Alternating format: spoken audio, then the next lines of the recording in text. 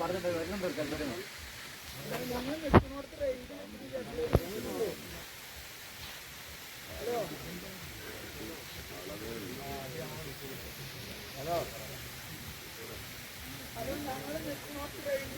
കാലത്തായി നമ്മുടെ കൊച്ചു കേരളത്തിൽ 7 സ്ഥലങ്ങളിലാണ് ഓടിക്കൊണ്ടിരിക്കുന്ന കാറുകൾക്ക് തീപിടിച്ച് അപകടമുണ്ടായത്.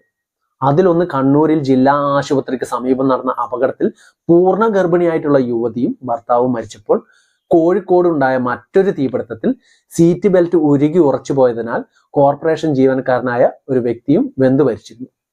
അപ്പോൾ പറഞ്ഞു വരുന്നത് മറ്റൊന്നുമല്ല, എന്തുകൊണ്ടാണ് ഇങ്ങനെ ഓടിക്കൊണ്ടിരിക്കുന്ന കാറുകൾക്ക് തീപിടിക്കുന്നത് എന്നുള്ളതാണ് ചോദ്യം. ഇതിനുള്ള പ്രധാന കാരണമായി സർക്കാർ നിയോഗിച്ച പഠന സമിതിയുടെ കണ്ടെത്തൽ വാഹനങ്ങളിൽ അനധികൃതമായി നടത്തുന്ന ആൾട്രേഷൻ, അതായത് രൂപമാറ്റം തന്നെയാണ് എന്നുള്ളതാണ്. അപ്പോൾ പിന്നെ എന്താണ് ഈ അനധികൃതമായ രൂപമാറ്റം എന്ന് നമുക്കൊന്ന് നോക്കിയാലോ. അതായത് ബേസ് വേരിയന്റുകളിൽ യാതൊരു മാനദണ്ഡങ്ങളും പാലിക്കാതെ ഹൈ വേരിയന്റുകളിലെ ലൈറ്റുകൾ, ഹോണുകൾ, ക്യാമറകൾ പോലുള്ളവ ഘടിപ്പിക്കുക. അതേപോലെ മറ്റ് ഇലക്ട്രിക് ഭാഗങ്ങളിൽ രൂപമാറ്റം വരുത്തുക. ഇനി അഥവാ ഉയർന്ന വേരിയന്റ് ആയാൽ പോലും കമ്പനി നൽകിയതിനേക്കാൾ ശേഷിയിൽ കൂടുതലുള്ള ലൈറ്റുകൾ ഉപയോഗിക്കുക എന്നിവ പോലുള്ള മാനദണ്ഡങ്ങൾ പാലിക്കാതെയുള്ള അനധികൃതമായ ആൾട്രേഷനുകളാണ് തീപിടുത്തത്തിന് കാരണമാവുന്നത്. പൈസയുടെ ലാഭം നോക്കുന്നതിനാൽ തന്നെ നിലവാരമില്ലാത്ത വർക്ക്ഷോപ്പുകളിൽ നിന്നാണ് മിക്കവാറും ആളുകൾ ഇത്തരം വർക്കുകൾ ചെയ്യിക്കുന്നത്. ഈ മാനദണ്ഡങ്ങൾ പാലിക്കാതെയുള്ള അനധികൃത രൂപമാറ്റം എന്നതുകൊണ്ട് ഉദ്ദേശിക്കുന്നത് നമ്മുടെ വാഹനത്തിൽ കമ്പനി നൽകിയിട്ടുള്ള ഇലക്ട്രിക് സർക്യൂട്ടുകളും കേബിളുകളും ഒക്കെ ലോക്കൽ വർക്ക്ഷോപ്പുകാർക്ക് തോന്നുന്ന ഇടത്തൊക്കെ മുറിച്ച് അവിടെ നിലവാരം കുറഞ്ഞ കേബിളുകളൊക്കെ കൂട്ടിച്ചേർത്ത് ചുമ്മാ കുറച്ച് ഇൻസുലേഷനും ടാപ്പും ചുറ്റിക്കെട്ടിയൊക്കെയാണ് ഇത്തരത്തിലുള്ള ആൾട്രേഷനുകൾ നടത്തുന്നത്. അതുകൊണ്ട് തന്നെ ഇത്തരത്തിലുള്ള കേബിളുകൾക്കൊന്നും താങ്ങാനാവാത്ത ഉയർന്ന വോൾട്ടിലുള്ള കറണ്ട് പാസ് ചെയ്യുന്ന സമയത്തും വാട്സ് കൂടിയ തരം ലൈറ്റുകൾ പ്രവർത്തിപ്പിക്കുന്ന സമയത്തും ഉണ്ടാകുന്ന ചൂട് മൂലം വയറിംഗ് ഉരുകുകയും തീപിടുത്തം ഉണ്ടാവുകയും ചെയ്യും.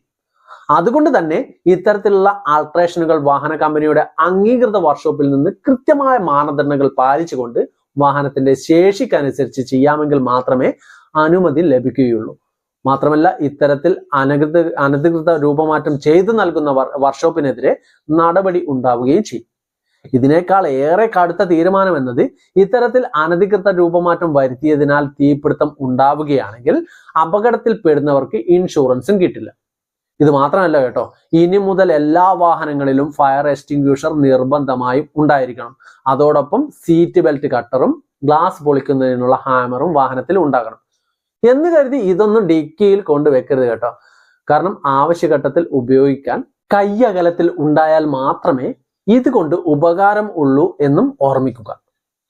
അനധികൃതമായ രൂപമാറ്റത്തിനോടൊപ്പം തന്നെ വാഹനത്തെ തീപിടിപ്പിക്കാൻ ശേഷിയുള്ള 2 തരം ഭീകരന്മാരാണ് ആബ്രോസിയ വണ്ടുകളും എലികളും. ഇവ രണ്ടുപേരും വാഹനത്തിന്റെ ഇലക്ട്രിക് ഭാഗങ്ങളും ഡീസൽ പൈപ്പുകളുടെ ഭാഗങ്ങളും ഒക്കെ മുറിച്ചു വെക്കാറുണ്ട്. അതുകൊണ്ട് തന്നെ ദീർഘനാൾ വാഹനം ഉപയോഗിക്കാതെ വെക്കുന്നവർ നിർബന്ധമായും വാഹനം സർവീസ് ചെയ്യാതെ ഉപയോഗിക്കരുത്. അതുകൊണ്ട് തന്നെ ഇനി ഈ നിയമത്തിന്റെ പേരും പറഞ്ഞ് MVDയുടെ നെഞ്ചത്ത് കയറുന്നതിന് മുമ്പ് ഗുണമേന്മയുള്ള വയറിംഗ് കിറ്റ് അല്ലെങ്കിൽ മറ്റു ആക്സസറീസ് ഉപയോഗിച്ച് നിങ്ങളുടെ വാഹനത്തിന് നിങ്ങളുടെ ആൾട്രേഷൻ താങ്ങാനുള്ള കപ്പാസിറ്റി ഉണ്ടാക്കിയെടുക്കുക.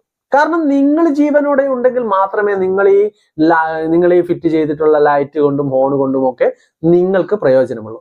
അതുകൊണ്ട് തന്നെ ഇത്തരത്തിലുള്ള വീഡിയോകൾ നിങ്ങൾക്ക് ഇഷ്ടമാണെങ്കിൽ എൻ്റെ ചാനൽ ഒന്ന് സബ്സ്ക്രൈബ് ചെയ്യുവാനും വീഡിയോയ്ക്ക് ലൈക്ക് ചെയ്യുവാനും കമന്റ് ചെയ്യുവാനും മറക്കരുത്.